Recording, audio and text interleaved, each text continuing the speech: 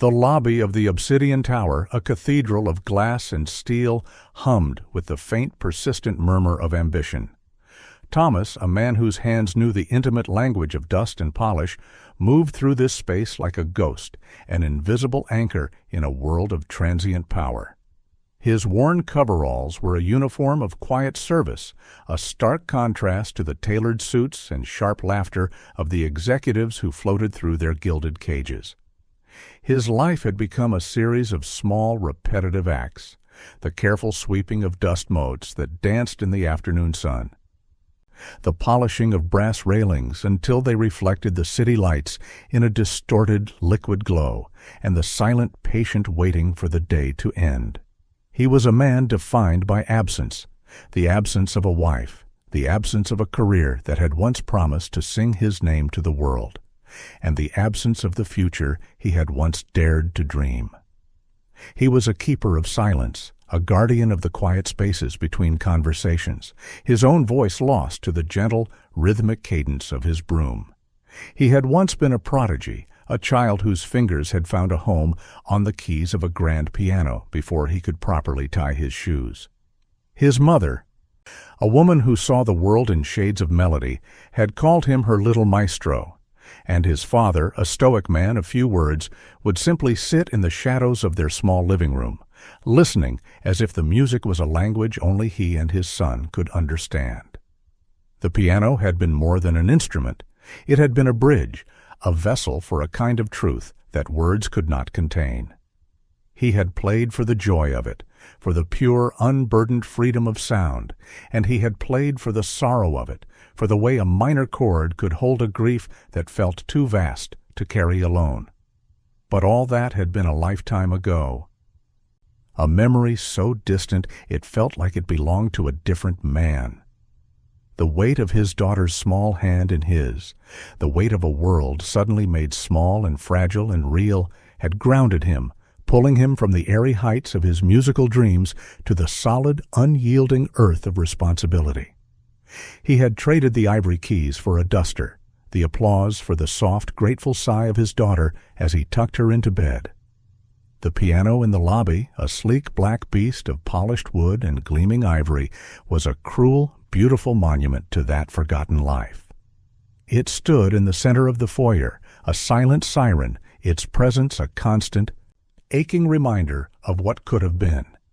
He would often pass it, his eyes lingering for just a second too long, his hands, calloused and rough from work, clenching with a phantom ache for the smooth, cool feel of the keys. The executives, their faces a blur of condescension and self-importance, paid him no mind. He was part of the decor, a piece of the building's silent machinery. Their world was a symphony of mergers and acquisitions, of stock market highs and lows, a cacophony of numbers and power. They could never have known that the man cleaning up their spilt coffee was a man who once spoke the language of Chopin and Liszt. That the man who moved so quietly was a man who had once been loud with the sound of his own music. He was a single father, a protector, a provider, his purpose stripped of all grand pretense and reduced to its most fundamental form. He was a vessel for love, and love, he had learned, was a melody that required no audience, only a heart willing to listen. He had found a new kind of rhythm, a new kind of truth in the simple, profound act of caring for another. The memory of his wife, a faint, sweet chord in the vast, empty space of his grief, was the constant pulse beneath all his actions, a reminder of the love that had given his life its greatest meaning and its deepest pain. He was a broken thing made whole by the purpose of another, a song left unfinished but not without its own quiet beauty. The irony was a bitter taste on his tongue. He had been a man who made music for a living, but he had found his most profound song in the silence of his work, in the quiet, unspoken promises he made to his daughter every day. The world of music was a distant shore, and he was content to be the tide that lapped at its edges, a reminder of a past that was both a wound and a source of immeasurable strength. He existed in a liminal space. A janitor with the soul of an artist, a man whose hands, though stained with the dust of others' lives, still held the memory of a music that was all his own. He was a story waiting to be told, a melody waiting to be heard, and the silence of the obsidian tower was about to be broken in a way no one could have ever predicted. The challenge came on a Tuesday, a day like any other, wrapped in the muted hues of late afternoon. A group of young executives, fueled by success and a cocktail of condescension and boredom, stood near the piano, their voices a sharp, percussive commentary on the world around them. One of them, a man with a sneer that seemed permanently etched on his face, noticed Thomas gathering trash from a nearby bin. He straightened his expensive tie, a smirk playing on his lips. "Hey, you!" he called out, the words echoing with a hollow kind of authority.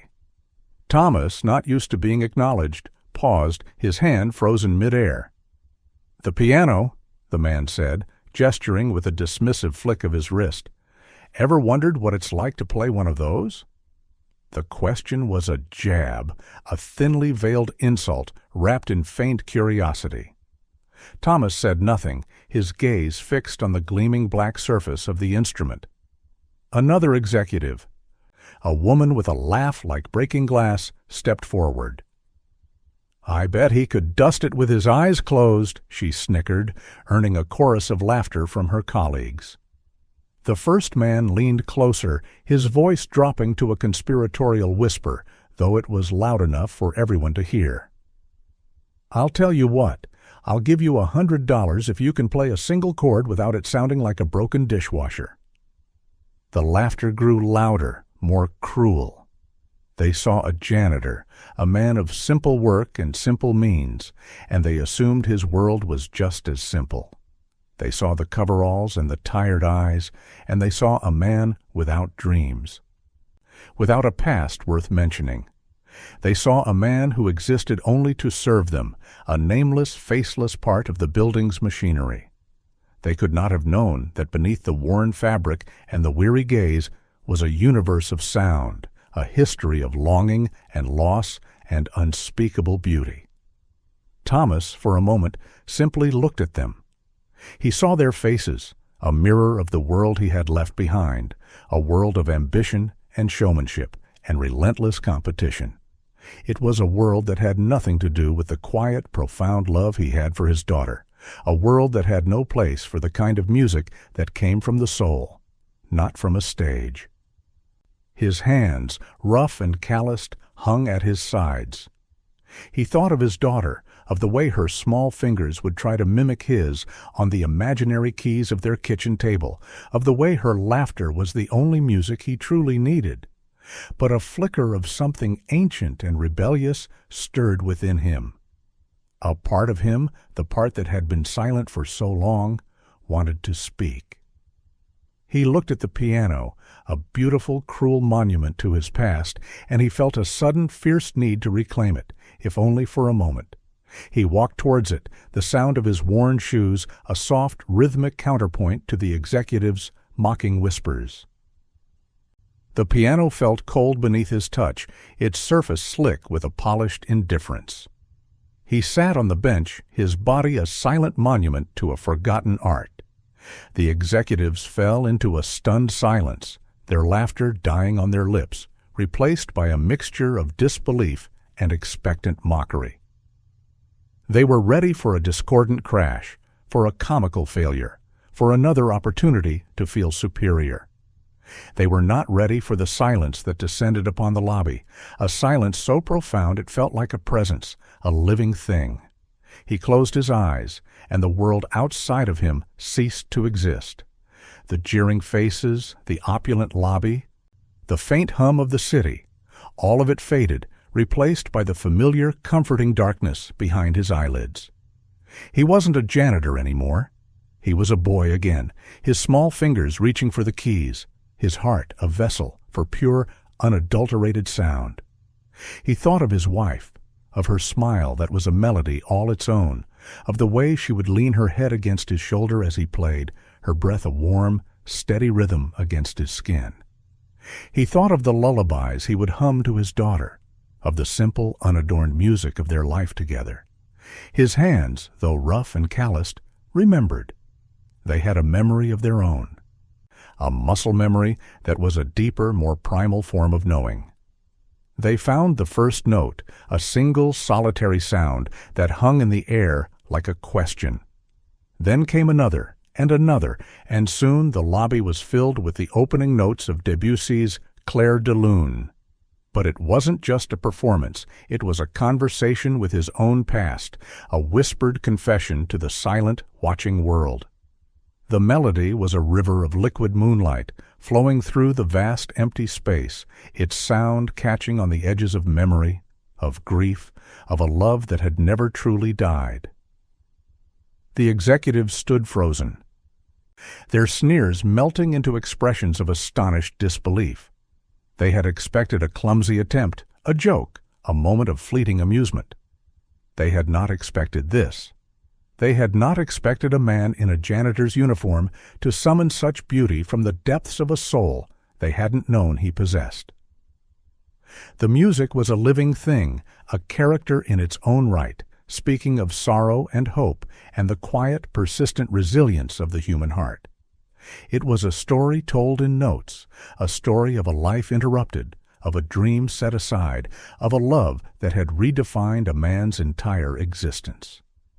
The piano sang with a voice that was both his and not his, a voice that carried the weight of years and the lightness of a memory. He wasn't playing for them, he was playing for himself, for his daughter, for the ghost of the woman he loved, for the boy who had once believed that music could solve all the world's problems. He was playing for the sheer unburdened joy of it, a joy that had been buried so deep it felt like a revelation. He was a man finding his way home, one note at a time. The sound filled the space, climbing the walls of the cathedral-like lobby, reaching for the heavens. It was a hymn of gratitude, a lament for what was lost, and a celebration of what had been found. The music was a testament to the idea that true worth has nothing to do with wealth or status, but with the quiet, persistent rhythm of a heart that chooses to love, to care, to endure.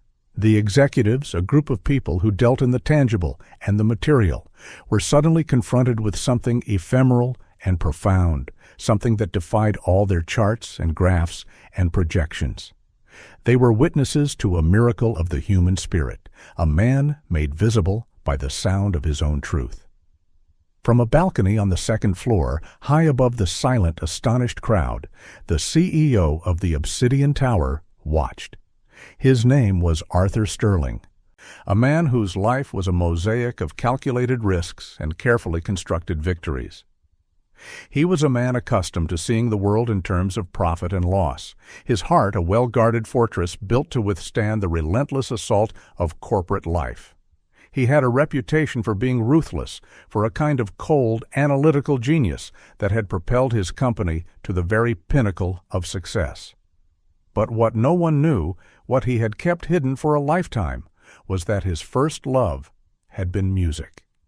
He had been a boy who found solace in the intricate, emotional architecture of a symphony, a boy who had once dreamed of being a conductor, of waving his arms and pulling a universe of sound from a silent orchestra. Life, however, had led him down a different path, a path paved with ambition and the relentless pursuit of power. He had buried the boy who loved music deep inside, a secret ache that he carried with him through every boardroom meeting and every high-stakes negotiation. He had been about to step into his private elevator, the end of a long, exhausting day, finally in sight, when the first note had reached him. It was a sound that had sliced through the muffled hum of the building, a single, perfect note that had stopped him in his tracks. He had walked to the railing of the balcony, his cynical gaze fixed on the figure at the piano, a figure in a janitor's uniform. He had expected to see an awkward, amateurish attempt, a moment of fleeting spectacle. He had expected to be amused. He had not expected to be brought to his knees by a man he didn't even know. The music was a ghost from his own past, a melody that spoke a language he had forgotten he could understand. He recognized the piece instantly, the way you recognize the face of a long-lost friend. But it wasn't just the piece, it was the way the man was playing it, with a kind of raw, unadorned vulnerability that could only come from a deep, profound connection to the music. Every note was a heartbeat, every chord a sigh. Arthur's face, a mask of weary indifference, began to soften. He saw the way the janitor's shoulders were slumped with a history of quiet burden, and he saw the way his hands, though rough, moved with the grace of a true artist. He wasn't just playing a song, he was bearing his soul. The music was a bridge, spanning the vast empty chasm between who he was and who he had been, between the world of money and the world of the heart. Arthur felt a stinging behind his eyes, a sensation he hadn't felt in years. He thought of his own long-abandoned dreams, of the silence he had chosen to live in, of the price of a life lived without art. The music was a mirror, and in it he saw a reflection of the man he had become, a man who had everything and nothing at all. A single tear, a traitorous thing, slipped from his eye and traced a silent path down his cheek. It was a tear not just for the music, but for his own lost self, for the boy who had once believed in the power of a single note. The music was a lament for a life unlived and a quiet, insistent promise of a second chance. The sound grew, swelling to a crescendo, a final, beautiful cry of redemption and release. When the last note faded, the silence that followed was not empty, but filled with the weight of what had just happened. The executives remained frozen, their earlier mockery a bitter memory. And Arthur Sterling, the man who had built an empire on a foundation of cold logic, was left standing on his balcony, his heart laid bare by the sound of a janitor's song. The final note hung in the air for a long moment, a single shimmering tear of sound. Then silence, a silence more profound and more powerful than any applause. Thomas sat at the piano, his hands resting on the keys, his body a silent monument to the music that had just flowed through him. He opened his eyes, and the world rushed back in, the cold, polished surfaces, the silent, watching faces, the vast, empty space of the lobby. He felt a sudden, dizzying sense of vulnerability, as if he had just laid himself bare for all the world to see. He had played for himself, but he had done it in a room full of strangers, a room that had no place for his kind of truth. He looked at his hands, the hands of a janitor, and a feeling of shame, of having overstepped his place, washed over him. He felt the need to retreat, to go back to the world of dust and silence, a world where he was invisible and safe. He began to stand, the ache in his muscles, a familiar companion, when a new sound reached him. It was the soft, deliberate tread of footsteps descending the grand staircase. He looked up and saw the CEO, Arthur Sterling, the man whose face was a permanent fixture on the company's brochures, the man who was the living embodiment of everything he was not. Arthur's face was no longer a mask of corporate indifference.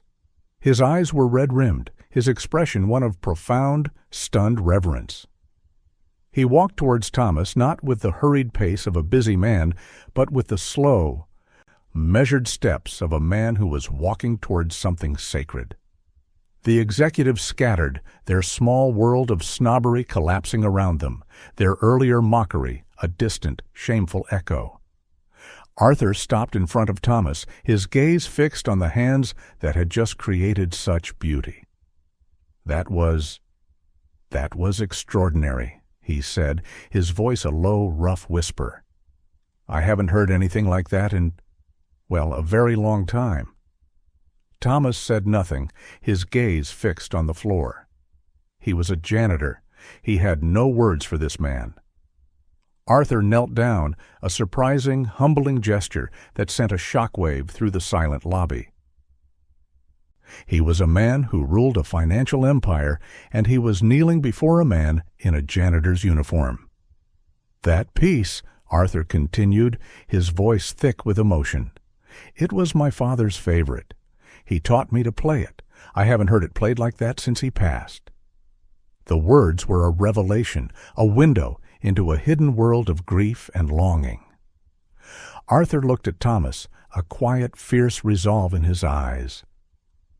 "I don't know who you are," he said, "but what you did, it was a miracle. It was a reminder of what truly matters." He stood up, his gaze sweeping the stunned faces of the executives. "This man," he said, his voice ringing with a new kind of authority, "is more valuable than any deal we will ever close. He has a gift that is 1,000 times more precious than gold." He turned back to Thomas, his hand outstretched, a gesture of profound respect. "I don't know what you do here," he said, "but that is over. I am offering you a job, a new life. You will be my personal artistic advisor. You will have a studio. You will have a piano. You will have everything you need to bring that gift back to the world." Thomas looked at the hand, a calloused, weary hand, reaching out to meet a smooth, powerful one. It was a bridge between two worlds, a symbol of a life that was about to be made new. He thought of his daughter, of her future, and for the first time in a long time, the weight on his shoulders began to feel a little lighter. He was a man who had traded his dreams for the love of his family, and now, by some quiet, unexpected miracle, a part of his dream was being offered back to him. He was a testament to the idea that some things cannot be lost forever, that a flame, no matter how small, can be rekindled, that a song, no matter how long the silence, can always be played again. The irony was a beautiful, tender thing. He had been dared to play by men who saw only his uniform, and he had been redeemed by a man who saw his soul. He had been a janitor, a ghost in the halls of power, but his music had made him visible, not just to them, but to himself. His performance had not just left the CEO crying in awe. It had brought a man who had lost his way back to himself, and it had opened a door to a new life for a man who had thought his story was already over. The days that followed were a blur of bewildered relief and quiet adjustment.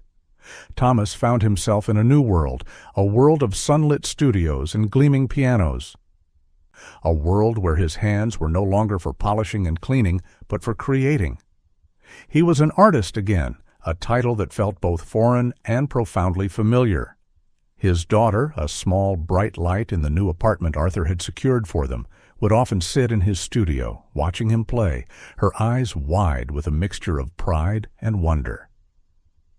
He would play for her, his melodies a tender, whispered conversation between a father and a daughter, a story of love and sacrifice told in the language of music.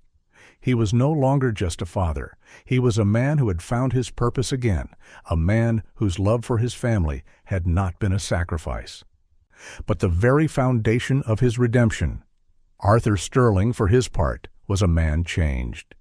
The cold, ruthless veneer he had cultivated for a lifetime began to crack, revealing a man who was capable of profound empathy and a quiet, reflective joy. He would often come to the studio in the evenings, his face stripped of its usual corporate mask, and simply listen as Thomas played. The music was a balm for his own wounded soul, a reminder of the boy he had once been, a quiet protest against the man he had become. He would sit in silence, the rhythm of the music a steady, comforting presence, and he would feel the old, familiar stirrings of a love he thought he had buried forever. Thomas's performance had not only changed his life, it had changed Arthur's as well, creating a bond between two men from vastly different worlds, a bond forged in the crucible of music and shared vulnerability. The executives who had dared Thomas remained a silent, humbled presence in the background, their mockery a distant, shameful memory. They had witnessed a miracle, a moment of profound grace that had defied all their assumptions and their carefully constructed worldviews. They had seen a janitor and a CEO, two men who should have been strangers, connected by a melody that was both a lament and a promise. The story of Thomas's performance, a quiet legend, began to spread through the company. A reminder to all that a person's worth could not be measured by their job title, that a soul could be found in the most unexpected of places. Thomas learned that his music had not been lost to the silence of his work. It had simply been waiting, a sleeping melody waiting for the right moment to awaken. The piano in the lobby, a silent witness to it all, was now a different kind of monument. It was no longer a symbol of a forgotten dream, but a symbol of a dream reclaimed. A testament to the idea that some things are too beautiful to be kept silent forever. Thomas was a man who had lived in the shadows, and his music, a quiet, insistent light, had finally brought him out into the sun. He was a living example of the power of art, of the way a single moment of grace can ripple outwards, touching and transforming lives in ways that can never be fully understood. His story was a song of quiet redemption, a ballad of a life brought back from the brink of silence, a powerful reminder that the most profound and beautiful things in life often come from the most unexpected places. In the hands of a man who was once invisible but is now seen, not just for what he does, but for who he is.